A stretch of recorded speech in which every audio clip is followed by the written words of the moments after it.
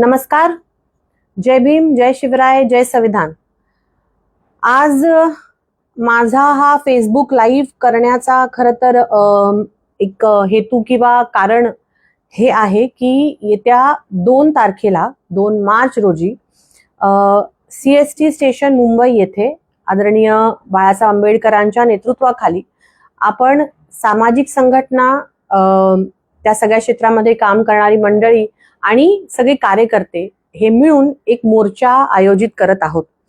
त्या मोर्चाचा मूळ हेतू किंवा त्या निदर्शनाचा मूळ हेतू हा आहे की सध्या बहुचर्चित असलेल्या एप्स्टीन फाईल्स मध्ये एकूणच भारताची काय भूमिका आहे, त्याच्याबद्दल काय स्पष्टीकरण हे भारत सरकारकडून येत आहे। कारण आपल्या प्रमुख नेत्यांचं नाव त्या एप्स्टीन फाईल्सच्या काही ईमेल्स मध्ये आढळलेलं आहे।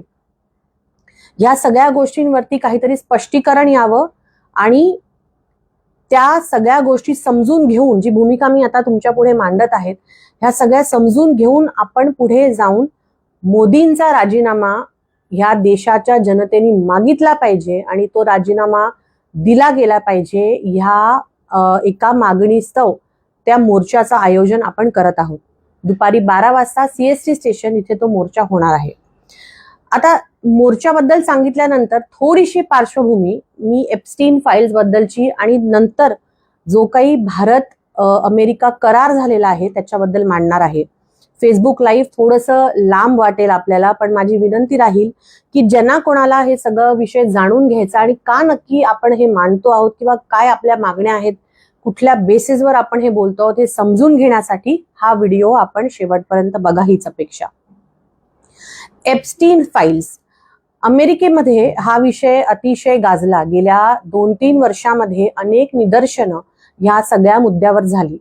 आता ह्या एप्स्टीन फाईल्स मध्ये नेमकं काय आहे हे आपण अनेक न्यूज रिपोर्ट्स मधून, अनेक विश्लेषणातून ऐकलं असेल, पण एकदम शॉर्ट मध्ये, संक्षिप्त मध्ये मी आज इथे आपल्याशी ह्याबद्दल बोलणार आहे। जेफ्री एप्स्टीन नावाचा, त्याच्यावरूनच एप्स्टीन फाईल, जेफ्री एप्स्टीन नावाचा एक गृहस्थ हा अमेरिकेमध्ये होता। तो मूळतः एक शिक्षक होता, पण शिक्षकी पेशाबरोबरच त्यांनी बँकिंग आणि फायनान्सिंग या क्षेत्रामध्ये जेव्हा काम करायला सुरुवात केली तेव्हा त्याचा संपर्क अधिकच्या सगळ्या पॉलिटिशियन्स असो, तिकडचे सगळे इंडस्ट्रियलिस्ट असो, सगळे उद्योजक असो, फिल्म इंडस्ट्री मधले लोक असो, मोठे मोठे प्रोड्युसर्स असो, फायनान्सर्स असो, त्यांच्याशी आला आणि त्याच्यामधून त्यांनी पुढे जाऊन स्वतःचा एक सर्कल असं नेटवर्क सुरू केलं आणि तो अमेरिकेतला एक प्रचंड मोठा फायनान्सर म्हणून गेल्या काही दशकांमध्ये उभा झाला। अमेरिकेच्या आणि देशभरातील, जगभरातील अनेक लोकांना तो त्याच्या सगळ्या ह्या सोर्सेसच्या माध्यमातून फायनान्स म्हणजे पैसा, निधी उपलब्ध करून देत असे, त्यांच्या जो काही बिझनेस किंवा जे काही काम त्यांचं असेल त्याच्यासाठी। आता हा जेफ्री एप्स्टीन जेव्हा त्याचं हे सगळं सर्कल वाढवत होता तेव्हा तो फक्त बिझनेसच्या माध्यमातून वाढवत नव्हता, तो एक वेगळाच काहीतरी घाणेरडा काम करत होता, ज्याच्या माध्यमातून तो जगभरातल्या लोकांना आपल्या जाळ्यामध्ये किंवा आपल्या त्या सर्कलमध्ये घेत होता। आणि ते काम नक्की काय, खरं तर ह्या विषयावरती फार बोलायचं नाही असं मी ठरवलं होतं, कारण बोलायला लागलं की डोकं फिरतं अतिशय। जे काही बघतोय, ऐकतोय, वाचतोय, जे चित्र बघतोय, जे लहान लहान मुली, अगदी 7 आणि 8 वर्षाच्या मुलींना सुद्धा या लोकांनी आपलं बळी बनवलेलं आहे। त्यांच्या सगळ्या व्हिडिओज मध्ये, ऑडिओज मध्ये मुली ओरडतायत, मुली किंचाळतात, अशा प्रकारचेही काही भयानक वृत्त बाहेर येतात। कुठल्या प्रकारचे अत्याचार त्या सगळ्या मुलींवर झाले, लैंगिक अत्याचार असो, त्यांना मारणं असो, त्यांना अनेक प्रकारे त्रास देणं असो, हे आपण बघितलंय काही पिक्चर्स आणि व्हिडिओजच्या माध्यमातून। जी सगळी परिस्थिती होती त्याच्यामध्ये अनेक लोकांनी असंही ऑन रेकॉर्ड सांगितलं आहे की तिथे काही ठिकाणी लहान मुलांचं मांस देखील ही लोक खात होते। अशा प्रकारच्या गलिच्छ आणि घाणेरड्या गोष्टींबद्दल जितकं बोलू तितकं आपल्या डोक्यात तिडीक जाते, पण हे बोलणं आवश्यक आहे, कारण अशा प्रकारच्या वृत्तीच्या लोकांसोबत कुठेतरी आपल्या देशाच्या नेतृत्वाचं आता नाव जोडलं जातंय का काय असं वाटतंय। हा जेफ्री एप्स्टीन, त्याचा एक जो काही सर्कल होतं त्याला घेऊन तो अनेक ठिकाणी जायचा। अमेरिकेमध्ये त्याच्या मालकीचं एक बेट होतं, आयलंड, एक अख्खं आयलंड हे त्या जेफ्री एप्स्टीनच्या मालकीचं होतं आणि तिथे ही सगळी मंडळी जाऊन हे सगळं घाणेरडं कृत्य करायचं। आता हे सगळं कधी आणि कसं उघडकीस आलं? फ्लोरिडामध्ये 2008 मध्ये एक 13-14 वर्षाची मुलगी अचानक गायब झाली आणि तिच्या आई वडिलांनी मिसिंग रिपोर्ट केल्यानंतर सगळ्या इन्व्हेस्टिगेशन मध्ये जेफ्री एप्स्टीनचं नाव पुढे आलं. त्याला त्या गुन्ह्यामध्ये शिक्षा देखील झाली आणि त्याला तिथे तू दोषी आहेस असं कोर्टाने सांगून त्याच्यावर पुढचा जो गुन्हा आहे किंवा जी केस आहे ती चालू ठेवली. जेव्हा त्या एका मुलीचं नाव आणि जेव्हा त्या जेफ्री एप्स्टीनचं नाव पुढे आलं तेव्हा अमेरिकेतल्या विविध शहरांमधल्या अनेक मुली, अनेक महिला पुढे आल्या आणि त्यांनीही सांगितलं की आमच्यासोबतही अशा प्रकारचं शोषण झालेलं आहे. आम्हाला स्वतः त्या जेफ्री एप्स्टीननी आणि अनेक त्याच्या सहकार्यांनी वेळोवेळी आमचं शोषण केलेलं आहे, आम्हाला मारहाण झालेली आहे, आमचं लैंगिक शोषण झालेलं आहे आणि नको नको त्या प्रकारे त्या लेकरांचा छळ त्या ठिकाणी झालेला आहे. आणि आजही अनेक महिला अमेरिकेमध्ये पुढे येऊन हे सांगत आहेत की ह्या सगळ्या गोष्टींचं कुठेतरी आम्ही बळी पडलो होतो. आता हे सगळं होत असताना 2008 मध्ये जेव्हा पहिली केस आणि पहिला त्याला त्या गुन्ह्यामध्ये त्याच्या विरोधात नोंदवला गेला आणि 2019 म्हणजे तब्बल 10 वर्षांनंतर त्याचा मृत्यू झाला. म्हणजे या 10 वर्षाच्या गॅपमध्ये जगभराला माहिती होतं की जेफ्री एप्स्टीन नावाचा प्राणीच म्हणीन त्याला, कारण तो मनुष्य म्हणण्याचा पण लायकीचा नाही, खरं तर प्राणीही असं करत नाहीत, पण तरी पण हा दरिंदा प्राणी जो होता हा काय प्रकारचं काम करतो हे जगभराला माहिती असून सुद्धा अनेक देशाचे नेते, अनेक इंडस्ट्रियलिस्ट, अनेक मोठे मोठे हस्ती, वेगवेगळ्या क्षेत्रात काम करणारे आणि त्याचबरोबर काही फिल्म इंडस्ट्रीमधली लोक वारंवार ह्याला भेटत होते. आता त्यांच्या सगळ्या ह्या इन्व्हेस्टिगेशनचा पार्ट जो होता तो असा होता की जेफ्री एप्स्टीनला जेव्हा अरेस्ट करण्यात आली तेव्हा त्याच्या माध्यमातून ह्या सगळ्या लोकांसोबत जे काही त्यांनी कृत्य केलं, जे काही पुरावे त्याच्याकडे होते ते त्यांनी स्वतःच रेकॉर्ड करून स्वतःच्याच एका म्हणजे ठिकठिकाणी त्यांनी ते पेरून ठेवलेले होते आणि ते आता युएसएच्या म्हणजे अमेरिकेच्या वेगवेगळ्या एजन्सीजच्या माध्यमातून मिळवले गेले. पहिली गोष्ट ती. दुसरी म्हणजे जेव्हा त्याला अरेस्ट केलं आणि त्यांनी कोर्टामध्ये जेव्हा हे सगळे पुरावे सादर करायला सुरुवात केलं तेव्हा एप्स्टीन फाईल्स नावाचा एक मोठा गठ्ठा म्हणजे हजारो कागदपत्र, हजारो ईमेल्स, हजारो व्हिडिओज, फोटोग्राफ्स हे त्याच्याकडून मिळाले. त्याला म्हणतात एप्स्टीन फाईल्स. एप्स्टीनचा जेव्हा मृत्यू झाला आता त्या 10 वर्षाच्या गॅप नंतर तो 2019 मध्ये न्यूयॉर्कच्या तुरुंगामध्ये तो जेलमध्ये असतानाच त्याचे कोर्ट ट्रायल सुरू असतानाच त्यांनी आत्महत्या केली असं म्हणतात. आता आत्महत्या आहे का त्याला मारलं का काय अजून आपण स्पष्टपणे सांगू शकत नाही, पण खरं काय आहे हे कदाचित पुढे जाऊन आपल्याला काही वर्षांनी समजेल. पण आता तरी म्हणतात की त्यांनी आत्महत्या केली. ह्या जेफ्री एप्स्टीननी दिलेले पुरावे किंवा जे काही इन्व्हेस्टिगेशन एजन्सीज होतात त्यांनी मिळवलेले जे पुरावे होते ते सरकारकडे कुठेतरी जपून ठेवलेले होते.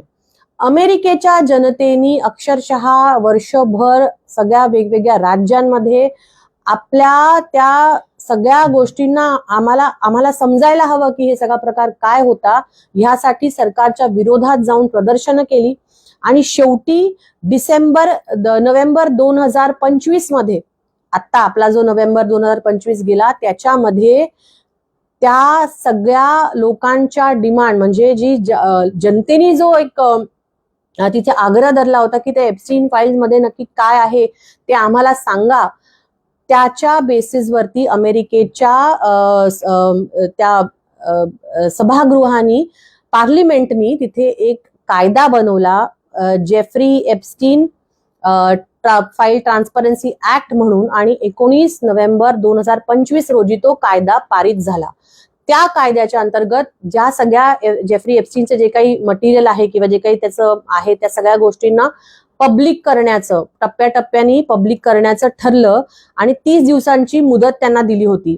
आता 19 डिसेंबर 2025 रोजी पहिली जी सगळी मीडियामध्ये आलेल्या गोष्टी होत्या त्याच्यामध्ये अतिशय धक्कादायक गोष्टी बाहेर निघाल्या. Bill Clinton, Donald Trump, Bill Gates पासून Michael Jackson, Noam Chomsky, Prince Andrews असे विविध मोठ्या मोठ्या लोकांची नावं, फोटो, अनेक गोष्टी त्या सगळ्यात आल्या. विशेषतः यांचं जे सगळं संभाषण होतं हे ईमेल्सच्या माध्यमातून होतं आणि ते पण सगळं जनतेपुढे आलं आणि कशा प्रकारचं डीलिंग यांचं व्हायचं हे त्याच्यामध्ये बऱ्यापैकी समोर यायला लागलं.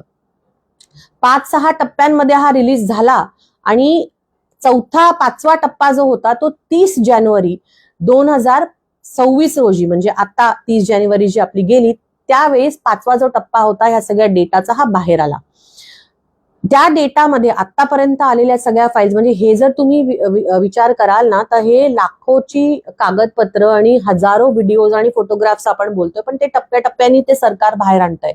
त्याच्यामध्ये अनेक देशांच्या विविध लोकांमध्ये विविध पदांवर काम करणाऱ्या डिप्लोमॅट्स असतील, राजकारणी असतील, काही तर तिकडच्या राजघराण्यातली लोक होती, त्यांची नावं सुद्धा त्या फाईल्समध्ये बाहेर आलेली आहेत. परिणाम असा झाला की किमान 7 ते 8 देशातल्या, म्हणजे USA असेल, फ्रान्स असेल, नॉर्वे असेल, स्लोवाकिया असेल, युनायटेड किंगडम असेल, UAE असेल, अशा अनेक राज्यांच्या नेत्यांनी आपापले राजीनामे दिले की नाही, आमचं नाव त्याच्यात आलंय आणि आम्ही आता इन्व्हेस्टिगेशन पुढे करण्यासाठी तुम्हाला आम्ही सहकार्य करू किंवा आमच्यावर जो काही गुन्हा आहे तो आम्ही कबूल करू, हे म्हणून त्यांनी राजीनामे दिले. पण भारताच्या 3 लोकांची नावं, आपल्या देशातल्या 3 लोकांची प्रमुख लोकांची, अजून पण 2-3 नावं आहेत ज्याच्यामध्ये अनुराग कश्यप, मीरा नायर अशा काही फिल्म पर्सनॅलिटीज पण नाव आहे, पण राजकीय पार्श्वभूमीवर आणि औद्योगिक पार्श्वभूमीवर असलेल्या 3 मोठ्या लोकांची नावं जी आहे त्याच्यामध्ये स्वतः नरेंद्र मोदीजींचा उल्लेख आहे, भारताचे पंतप्रधान. त्याच्यानंतर आता नरेंद्र मोदीजींच्या कॅबिनेटमध्ये असलेले हरदीप सिंग पुरी यांचंही नाव आहे आणि तिसरे म्हणजे नरेंद्रजी मोदी यांच्या फार जवळचे समजले जाणारे अनिल अंबानी यांचं पण नाव त्याच्यामध्ये आलेलं आहे. आता आपल्या देशामध्ये असं काही झालं तर लगेच राजीनामे वगैरे देतील असं तर प्रकार नाही, पण हा जो सगळा एप्स्टीनचा प्रकार आहे हा इतका घाणेरडा आणि किळसवाणा आहे की किमान बाबा राजीनामे देऊन किंवा इन्व्हेस्टिगेशन तरी ह्याच्याबद्दल होऊ द्या असंही कोणी ठामपणे इथे म्हणत नाहीये. फक्त नाव आले तर त्यांनी भारत सरकारच्या माध्यमातून एक प्रेस कॉन्फरन्स घेऊन त्यांनी सांगितलं की हे फार मूर्खपणाचं आहे, रिडिक्युलस आहे वगैरे वगैरे, आणि त्यांनी ते थोपवून दिलं. पण पुढे जाऊन आता त्याच्यानंतर एप्स्टीन फाईल्स मी हा का एवढा तुम्हाला सगळा सांगितला, कारण त्याच्यातली जी क्रूरता आणि जी गलिच्छपणा आहे तो लिंक टू पॉवर पॉलिटिक्स जे सगळं जगात सुरू आहे सध्या. अमेरिका जे सगळ्या देशांवरती एक स्वतःचं राज थोपू पाहत आहे आणि कुठेतरी भारत त्या गोष्टीला बळी पडतोय का, आणि आपण त्या गोष्टींना बळी पडून आपल्या देशाचं सार्वभौमत्व कुठेतरी गहाण ठेवते का, हा प्रश्न आपल्या सगळ्यांपुढे उभा राहतोय.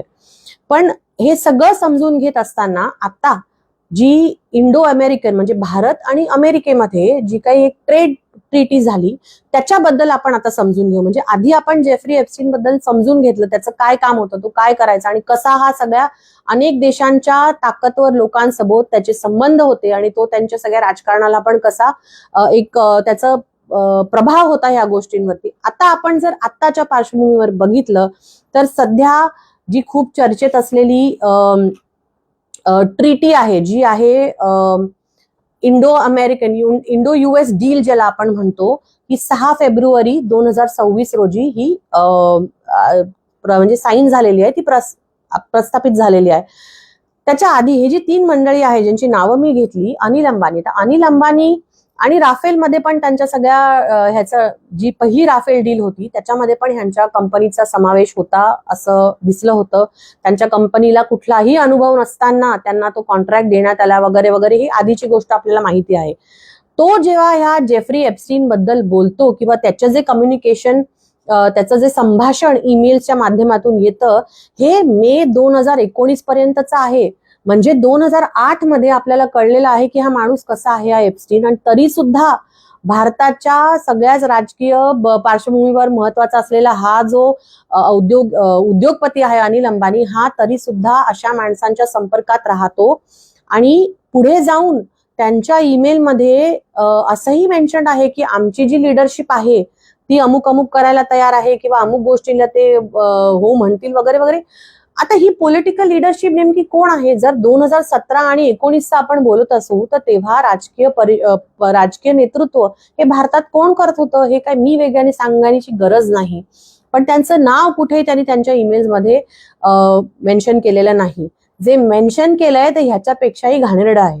ते म्हणजे अमुक ठिकाणी आम्ही भेटणार आहोत, अमुक प्रकारची महिला आम्हाला उपलब्ध करून द्या, अशा प्रकारचं ईमेल हे अनिल अंबानींचं आहे असं त्या रेकॉर्ड मध्ये दिसते. आता ते खरंच त्यांनी पाठवलं की नाही, ते कोणी मॉर्फ केलंय का काय केलंय, ह्या खरं तर इन्व्हेस्टिगेशनचा भाग आहे. पण आलंय हे, आणि अशा बेसिसवरती जेव्हा त्यांचे जे प्रवक्ते आहेत अनिल अंबानीचे, ते येऊन सरळ म्हणतात की असं काहीच झालेलं नाही आणि हा सगळा काहीतरी गौडबंगाले वगैरे वगैरे, हे असं कसं मान्य करायचं?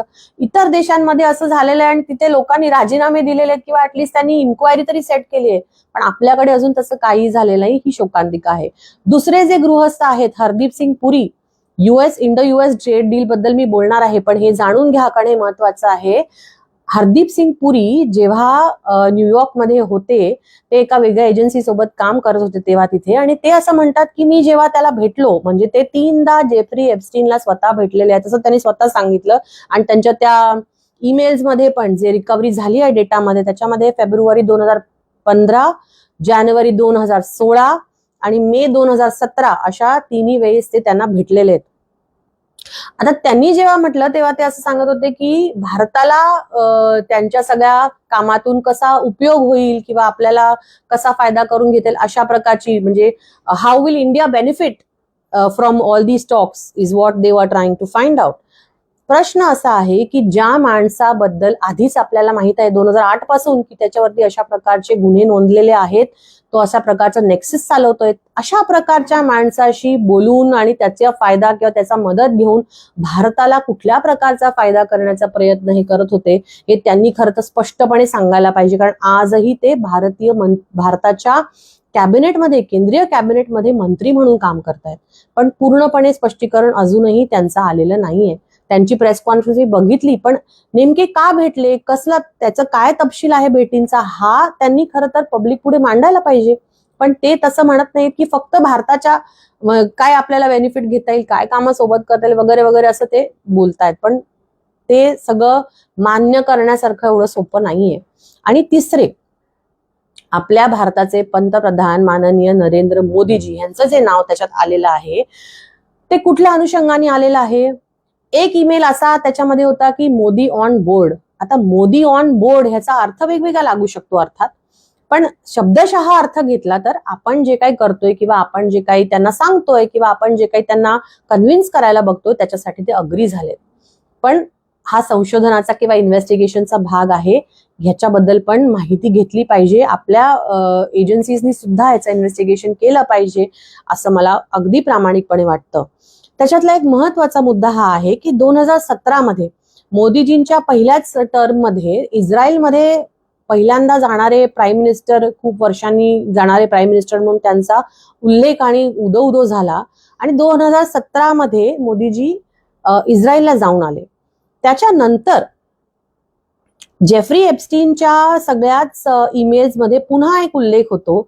तो पण कधी होतो? 24 मे 2019 रोजी हा उल्लेख होतो त्या एका ईमेलमध्ये, जेव्हा जेफ्री एप्स्टीन तिकडच्याच अमेरिकेच्या एका स्टीव्ह बॅरॉन नावाच्या माणसाशी बोलतोय ईमेलच्या माध्यमातून. तो असं सांगतो की 2017 मध्ये मोदीजी इस्रायलला जे गेले होते ते अमेरिकेच्या सांगण्याहून गेले होते, आणि ते तिथे जाऊन, म्हणजे मी हे थोडंसं इंग्लिशमध्ये आपल्याशी बोलते, जे तिकडे लिहिलेले शब्द आहेत, that dance and sang to the benefit of USA.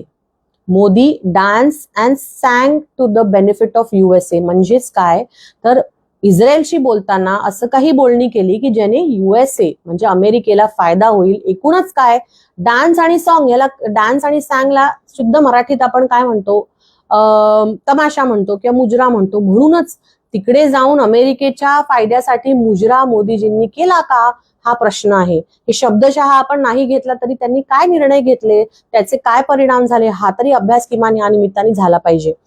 त्याच ईमेलमध्ये पुढे जाऊन हा असं सांगतो की मोदीजी हे G20चं समिट जे आहे हे 2022 मधलं हे भारतात होस्ट करणार आहे, आणि तुम्ही सगळे जाणता की ते समिट भारतात झालं. त्याच्या पुढे जाऊन हा सांगतो की अमेरिकन हिंदू जे सगळे लोक आहेत त्यांना एकत्रित करून ही कधीची गोष्ट सांगते मी, 2019 म्हणजे ट्रम्पचं जे आता दुसरं इलेक्शन झालं त्याच्या आधीची गोष्ट सांगते. त्याच्यामध्ये आम्ही अबकी बार ट्रम्प सरकार असं नारा, म्हणजे जसं अबकी बार मोदी सरकार होतं तसं ट्रम्प सरकारसाठी आता तिकडचे सगळे हिंदू आम्ही गॅल्वनाइज करतो आहोत आणि त्याच्यासाठी आपण यांची मदत घेत आहोत. शेवटचं वाक्य असं ते म्हणतात त्या सगळ्या संभाषणामध्ये की तुम्ही म्हणजे एप्स्टीन स्टीव्ह बॅरनला सांगतोय की तुम्ही मोदीजींची भेट घेतली पाहिजे. तर स्टीव्ह बॅरनच्या रिप्लाय नंतर शेवटचं तो असं म्हणतो की आय कॅन सेट. एप्स्टीन असं सांगतोय की भारताच्या पंतप्रधानांची बैठक मी तुमच्यासोबत लावून देऊ शकतो.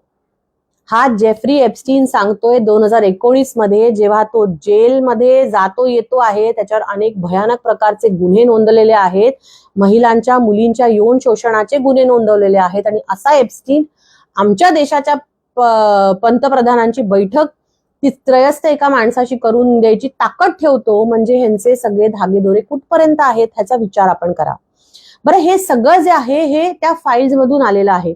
हे सगळं ते व्हेरीफाय करून त्या फाईल्स जेव्हा त्याचा डेटा पुढे येतो तेव्हा US एजन्सीज हा डेटा आपल्या पुढे मांडत आहेत. ह्याचं संशोधन झालं पाहिजे, इन्व्हेस्टिगेशन झालं पाहिजे, ही भूमिका खरं तर आपली मांडली पाहिजे. पण त्याच्या पुढे जाऊन आता ह्या सगळ्या पार्श्वभूमीवर आपण जर आत्ता झालेला करार, भारत अमेरिका करार, ह्याच्यावरती थोडंसं लक्ष दिलं तर तुम्हाला हे समजेल की पहिल्याच काही त्यांच्या इंट्रोडक्शन मध्ये त्या ट्रीटीच्या असं लिहिलं आहे, इंग्लिशमध्ये आहे ती ट्रीटी, म्हणून मी थोडंसं वाचून दाखवते आणि मग मराठीमध्ये आपल्याला एक्सप्लेन सांगते. India will align sufficiently with USA on national security, foreign policy and economic matters.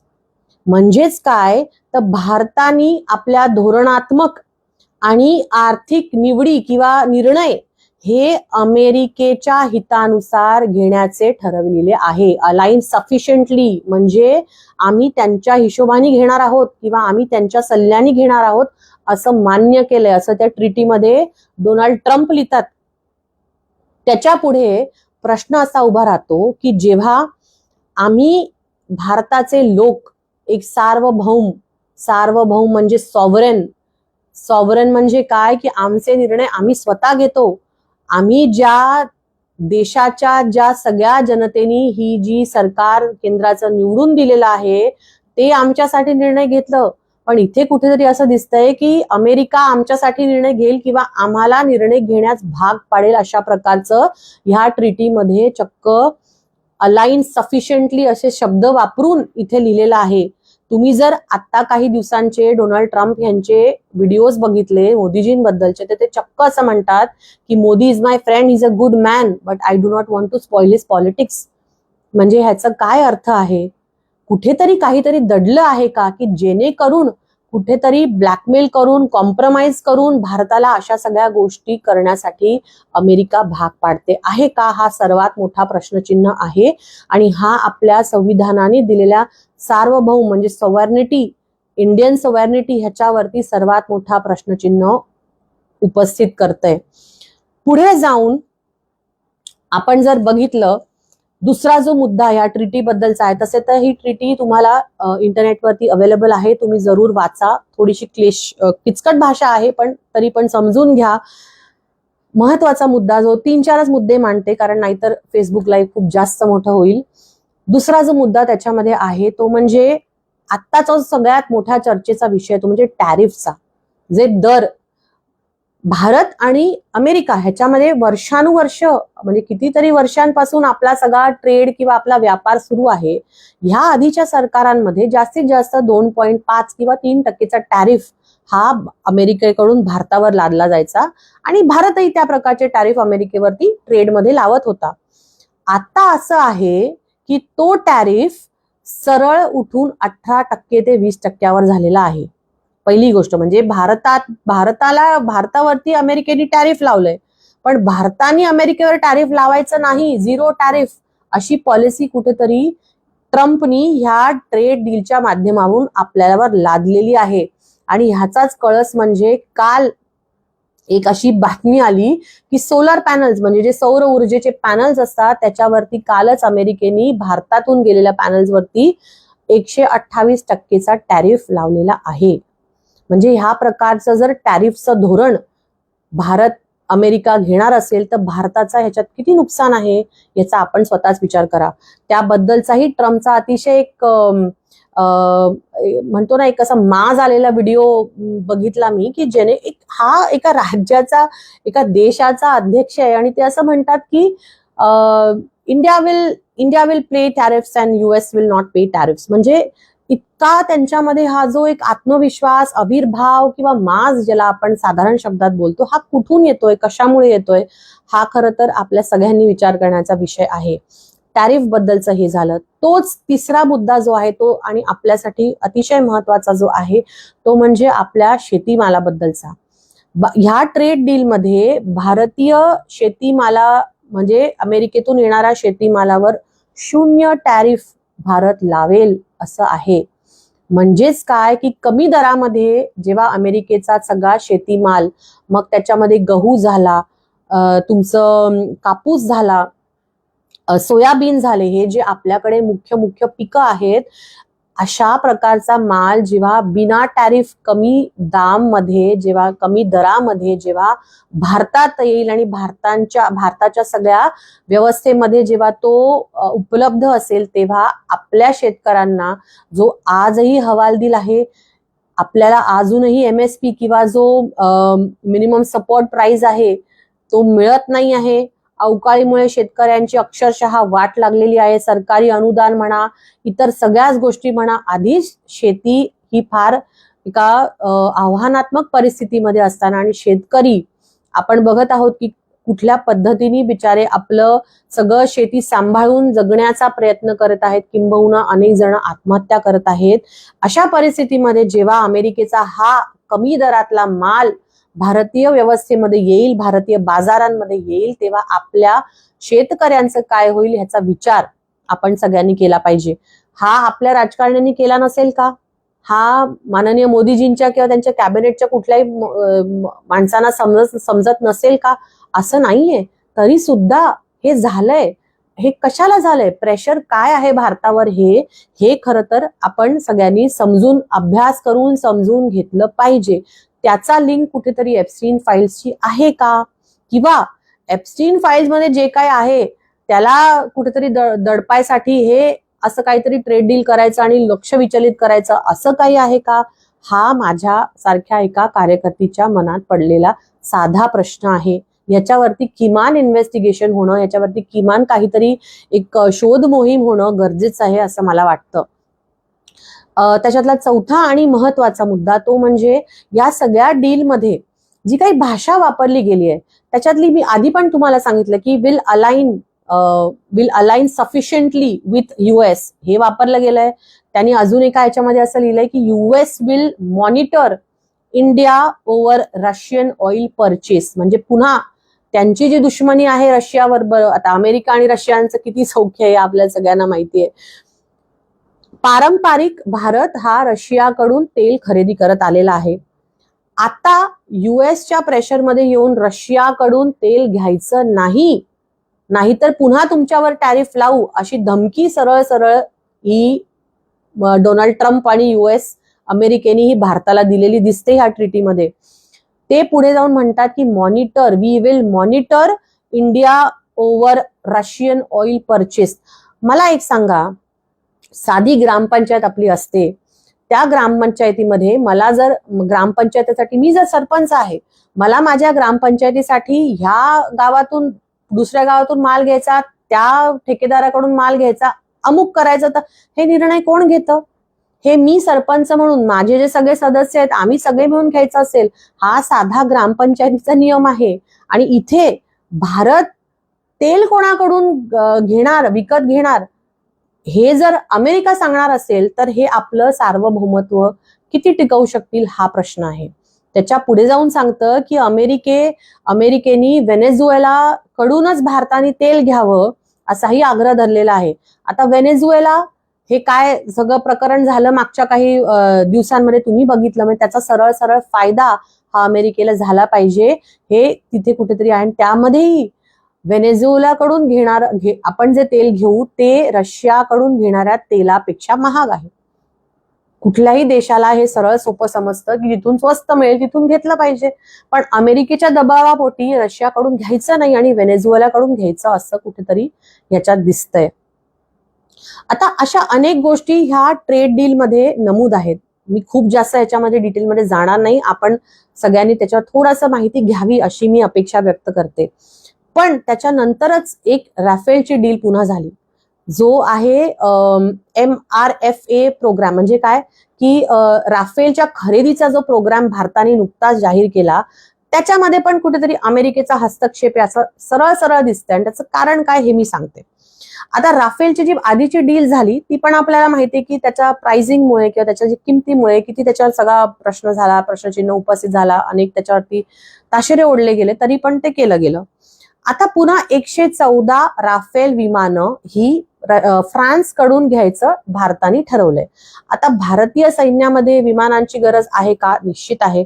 आपण आपल्या सगळ्याच दलांना, म्हणजे ते सैन्य असो किंवा आर्मी, नेव्ही, मिलिटरी, सगळ्यांनाच सशक्त केलं पाहिजे आणि त्यांना जे लागेल ते त्यांना दिलं पाहिजे. पण ते देत असताना जे जास्त उपयोगी पडेल किंवा जे जास्त आपल्याला परवडेल ह्या गोष्टींकडे बघावं का कोणीतरी सांगतंय किंवा कोणाचा तरी दबाव आहे म्हणून आपण ते करावं? आता राफेल बद्दलची एक अतिशय चमत्कारिक माहिती ही परवाच आदरणीय बाळासाहेबांनी त्यांच्या प्रेस कॉन्फरन्समध्ये पण दिली. कुठल्याही लढाऊ विमानाला जेव्हा आपण चालवतो तेव्हा त्याचा एक सोर्स कोड असतो, जो त्या विमानाला कंट्रोल करण्यासाठी त्याचे जे काही त्याचे सगळे पर्यायी, म्हणजे त्याचे जे सगळे अम्युनिटीज आहेत, त्याच्या ज्या सगळ्या क्षमता आहेत त्या वापरण्यासाठी, नवीन जर काही त्याच्यावरती हे होत असेल, आक्रमण होत असेल, त्याला सामोरं जाण्यासाठी त्या विमानामध्ये काही छोटे छोटे बदल करण्यासाठी तो सोर्स कोड हा महत्वाचा आहे. जेव्हा आपण आधीची राफेल डील केली त्याच्यामध्ये हा सोर्स कोड फ्रान्सच्या राफेल कंपनीने भारताला दिलाच नाही. म्हणजे जेव्हा कधी हे राफेल वापरलं जाईल किंवा आता ऑपरेशन सिंदूरच्या माध्यमातून जेव्हा वापरलं गेलं तेव्हा भारताकडे त्या विमानाला चालवताना सोर्स कोड हाच उपलब्ध नव्हता. म्हणजेच काय तर 100% टेक्नॉलॉजी ट्रान्सफर ही राफेलनी केलेली नाही. त्याच्यामध्ये जर ज्यांच्या कोणाशी आपलं युद्ध होणार असेल किंवा होणार आहे, पाकिस्तान म्हणा, चायना म्हणा, जे काही असे आपल्याला वाटतं किंवा ज्यांच्याशी युद्ध होऊ शकतं, त्यांनी जर नवीन राडार सिग्नेचर्स लॉन्च केले तर ते राफेल सोर्स कोड नसल्यामुळे इंटरसेप्ट करू शकणार नाही आणि त्याच्यामुळे आपल्याला धोका आहे. ही साधी सरळ गोष्ट आहे. म्हणजे आम्ही तुम्हाला मोबाईल देतोय, तुम्ही मोबाईल वापरा, पण मी तुम्हाला पासवर्ड देणार नाही. ही साधी सरळ गोष्ट आहे, हे तुम्ही समजून घ्या. त्याच प्रकारचे आणखीन 114 राफेल आपण त्याच डसॉल्ट कंपनीकडून, फ्रान्स कडून घेत आहोत. आता त्या डसॉल्ट कडूनच का घ्यायचे किंवा फ्रान्स कडूनच का घ्यायचे, त्याच्या मागचंही एक राजकारण समजून घ्या. अमेरिकेची एक कंपनी आहे, तिचं नाव आहे lower group, LOAR, lower group. त्या ग्रुपनी ही डसॉल्ट कंपनी किंवा राफेलचं मॅन्युफॅक्चरिंग फ्रान्समध्ये करणारी जी कोरेस बेस्ड कंपनी आहे एरोस्पेस नावाची, ती कंपनी त्यांनी विकत घेतली. म्हणजे ती कंपनी कुठे आता अमेरिकेच्या मालकीची होणार आहे. म्हणजेच काय तर राफेल तुम्ही घेणार त्याचा पण फायदा अमेरिकेला होणार.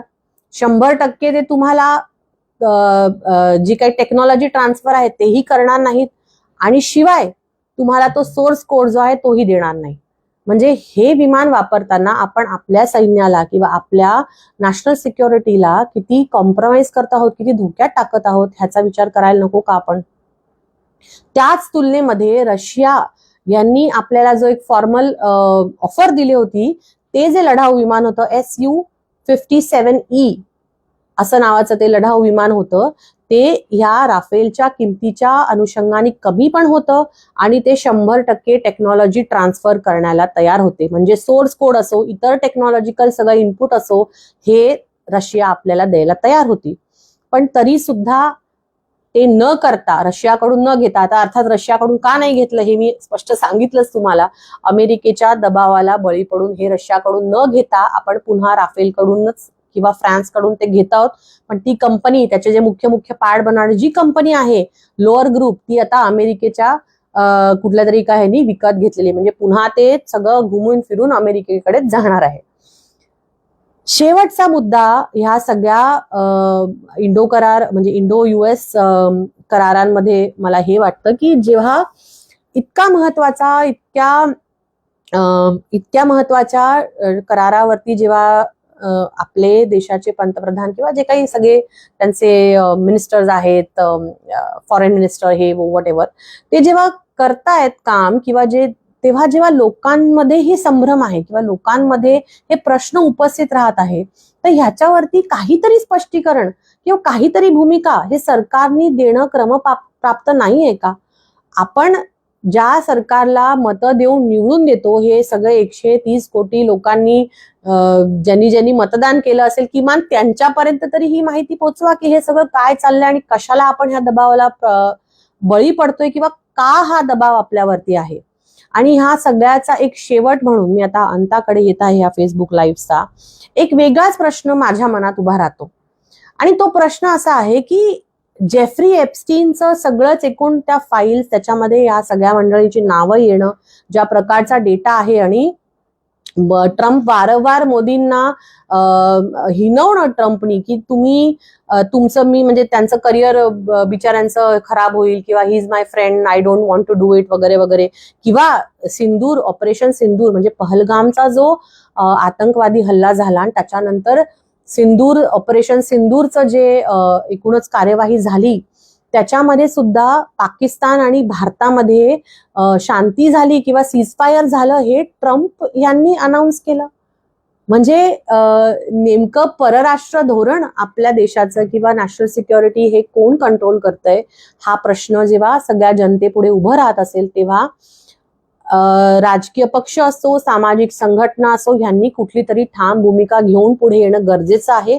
आणि म्हणूनच आपण सगळे हा सगळा विषय समजून घेऊन 2 तारखेच्या मोर्चासाठी येण्याची गरज आहे. जी शंका मी थोडीशी इथे उपस्थित केली ती ही आहे, जेफ्री एप्स्टीन आणि त्याचा सगळा जर तुम्ही मॉडस ऑपरंडी बघितला किंवा त्याची सगळी कार्यपद्धती बघितली, तर कुठेतरी महिलांचं शोषण, मुलींचं शोषण, त्याच्यातून ह्या सगळ्या मोठ्या मोठ्या राजकीय असतील, वित्तीय असतील, ह्या सगळ्या अमेरिकन इंडस्ट्रियलिस्ट असतील, त्यांना सगळ्यांना एकत्रित घेऊन त्यांचं काहीतरी एक हे करून एक म्हणजे काय म्हणूया आपण, एक प्रेशर पॉलिटिक्स किंवा एक वेगळीच गँग बनवण्याचा जो प्रयत्न होता. आणि त्याच्यानंतर आपण जे आता लॉजिकली या फेसबुक लाईव्ह मध्ये तुम्हाला मी जे सांगत आली, भारतामध्ये सुद्धा तुम्ही जर बघितलं, आपल्याला दररोज हजारोंच्या संख्येने मुली गायब होत आहेत, महिला गायब होत आहेत. आणि हे मी थातूरमातूर बोलत नाहीये, आपल्याकडे आकडे आहेत, तुम्ही कोणी पण गुगल करा, तुम्हाला आकडे मिळतील. तुम्ही कुठल्याही NCRB ला किंवा कुठे तुम्ही RTI करा, तुम्हाला आकडे मिळतील. प्रचंड संख्येने मुली, लहान मुली आणि महिला गायब होत आहेत. अशा प्रकारचं एखादं नेक्सस भारतामध्येही सुरू आहे का? मुलींची तस्करी मोठ्या प्रमाणामध्ये होत आहे का? आणि कोण ह्यांना सगळ्यांना संरक्षण देत आहे? काय प्रकारचा हा सगळा खेळ आहे? हे सगळं खरं तर जनतेपुढे आलं पाहिजे.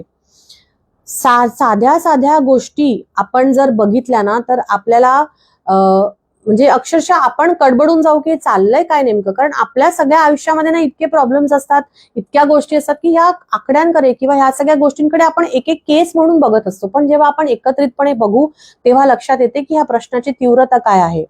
2023चा फक्त मी एक आकडा इथे मांडते आणि तो म्हणजे पूर्ण भारताचा आहे, त्याच्यामधून मी हे सांगते. एकूण 2023 मधले जे रजिस्टर्ड आहेत आकडे, त्याच्यामध्ये 3.24 म्हणजे 3,24,000 महिला आणि मुली एका वर्षामध्ये गायब झाल्या. त्याच्यापैकी काही भेटल्या आणि त्याच्यापैकी काही भेटलेल्या नाहीयेत, त्या अजूनही मिसिंग आहेत. या सगळ्या महिला आणि मुली कुठे आहेत, त्यांचं काय झालं, त्यांचं शोषण होतंय का, त्यांना कुठे विकलं गेलंय का, ह्याचा काहीही थांगपत्ता नाही. ज्यांचा शोध लागला त्या कदाचित आपापल्या कुटुंबासोबत गेल्या असतील, पण ज्या नाहीच सापडल्या त्यांचं काय झालं पुढे, त्यांना कुठे अडकवलं गेलंय हे कधी आपण विचारणार आहोत का? त्याच्या पुढे जाऊन मध्य प्रदेशच्या चीफ मिनिस्टरनी म्हणजे मोहन यादवजी यांनी परवा त्यांच्या एका ह्याच्यामध्ये सांगितलं की एकट्या मध्य प्रदेशमध्ये 2020 ते 26 म्हणजे मागच्या 5 वर्षांमध्ये 2,74,300 महिला आणि मुली गायब झाल्या. त्यांच्यापैकी काही सापडल्या, पण साधारण 70,000 ते 80,000 महिला आणि मुली फक्त 6 वर्षातला सांगते मी, अजूनही मध्य प्रदेशमधून ज्या लापता झाल्या, ज्या मिसिंग झाल्या, ज्या हरवल्या होत्या त्या सापडलेल्या नाहीत. एवढंच काय, कालच्याच विधानसभेच्या पटलामध्ये, महाराष्ट्राच्या विधानसभेच्या पटलावर आपल्या विधानसभेच्या सदस्यांनी केलेल्या प्रश्नाच्या उत्तरामध्ये महाराष्ट्र सरकारने जे आकडे दिले ते पण तेवढेच धक्कादायक आहेत. ते काय सांगतात की गेल्या वर्षभरात म्हणजे 2025 मध्ये 48,270च्या आसपास महिला गायब झाल्या. एका वर्षामध्ये महाराष्ट्रातून एवढ्या महिला गायब झाल्या. त्याच्यापैकी 60,000च्या आसपास महिला सापडल्या, पण सरासरी 10 ते 12,000 मुली आणि महिला एका वर्षात अजून सापडलेल्याच नाहीत. जर आपण मागच्या 10-15 वर्षाची बेरीज केली, महाराष्ट्राची काय आणि देशभराच्या सगळ्या 28 राज्यांची आणि युनियन टेरिटरीची जर बेरीज केली तर हा आकडा किती मोठा होतो. लोकांनो, विचार करा. ह्या आपल्या आया बहिणी आहेत, या कुठे सापडत नाही आहेत, त्या कुठे गेल्यात? जेफ्री एप्स्टीन सारखं काही जाळं भारतामध्ये, महाराष्ट्रामध्ये, सगळ्या वेगवेगळ्या राज्यामध्ये पसरवलं जातंय का, याचा विचार आपण करणार आहोत की नाही? आणि ह्याच्यावरती आपलं सरकार, आपले जे सगळे राजकीय नेते आहेत यांनी उत्तर द्यावं, किमान इन्व्हेस्टिगेशन करावं, माहिती घ्यावी. आणि ह्या सगळ्याचा एक राऊंड अबाउट म्हणजे एक सारांश म्हणून एवढंच सांगते की जेफ्री एप्स्टीनचा सगळा जो कारनामा आहे, गलिच्छपणा आहे, त्याच्यातून ज्या गोष्टी बाहेर आल्या, त्याच्यातून जे सगळं आंतरराष्ट्रीय राजकारण जे सगळं चाललंय आणि अमेरिकेचा दबाव वेगवेगळ्या राज्यांवर, वेगवेगळ्या देशांवर आहे, विशेषतः भारतावर आहे, असं त्या एप्स्टीन फाईल्स मध्ये काही आहे का की जेणेकरून हा दबाव भारतावर वाढवला जातोय? आणि ह्या सगळ्या परिस्थितीमध्ये निडर सांगणारे, विश्वगुरू स्वतःला म्हणणारे, 56 इंच की छाती सांगणारे आमचे पंतप्रधान नरेंद्रजी मोदी हे शांत आहेत. हे कुठे संसदेतही ह्याबद्दल बोलत नाहीत, हे बाहेर कुठे प्रेसशी तर बोलायचा प्रश्नच येत नाही, कुठेही ह्याबद्दल बोलत नाहीयेत. आणि त्याचमुळे या सगळ्या गोष्टींचं इन्व्हेस्टिगेशन झालं पाहिजे आणि त्याच इन्व्हेस्टिगेशन म्हणून काय तथ्य पुढे येईल ते बघायला पाहिजे. पण ते होईपर्यंत नरेंद्र मोदीजींनी त्यांचा राजीनामा दिला पाहिजे. या सगळ्या गोष्टींवरती कणखर भूमिका त्यांनी घेतली पाहिजे आणि त्याच्यावरती हे जे सगळं अमेरिकेचं डील झालेलं आहे, राफेलचं डील झालेलं आहे, या सगळ्यांबद्दल त्यांनी बोललं पाहिजे. ही भूमिका घेऊन त्यांचा राजीनामा मागण्यासाठी आपण 2 मार्चला दुपारी 12 वाजता मुंबई येथील CST स्टेशनला, छत्रपती शिवाजी महाराज टर्मिनस इथे भेटणार आहोत. वंचित बहुजन आघाडीचे राष्ट्रीय अध्यक्ष ऍडव्होकेट आदरणीय बाळासाहेब आंबेडकर ह्या मोर्चाचं नेतृत्व करणार आहेत. महाराष्ट्रभरातून अनेक संस्था, संघटना, सामाजिक काम करणारी मंडळी ह्या मोर्चामध्ये सामील होणार आहेत. माझी विनंती राहणार आहे, आपण सगळे देखील ह्या मोर्चामध्ये मोठ्या प्रमाणामध्ये सामील व्हा आणि हे जे काही सगळं चाललेलं आहे हे बरोबर नाहीये, आमचा निषेध आहे.